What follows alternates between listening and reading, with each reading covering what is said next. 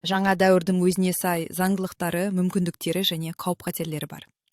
Біздің замандастарымыз ескі заман мен жаңа заманның тоғысқан шағының куәгерлері болғандықтан, қоғамдағы өзгерістерді, трансформацияны айқын сезеді. Қолданысымыздағы жаңа сөздер, пайда болып жатқан жаңа қызметтік лауазымдар аталмыш трансформацияның жаршысы іспетті. Әрбір мекемеде IT-ға, яғни ақпараттық технологияға жауапты бөлім, немесе кемінде бір маман бар. 2009 жылы АКШ президенті Барак Обама Chief Technology Officer, жаңа технологиялар жөніндегі кеңесші лауазымын бекіткен болатын.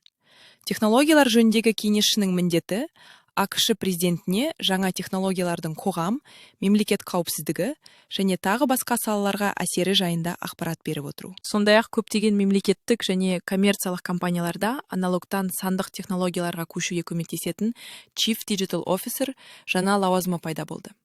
Ал бұл жаңа технологияларды мемлекеттік басқаруда, бизнесте, ғылымда маңызды рөл атқаратынын және оның жыл өткен сайын тек арта түсетінін көрсетсе керек.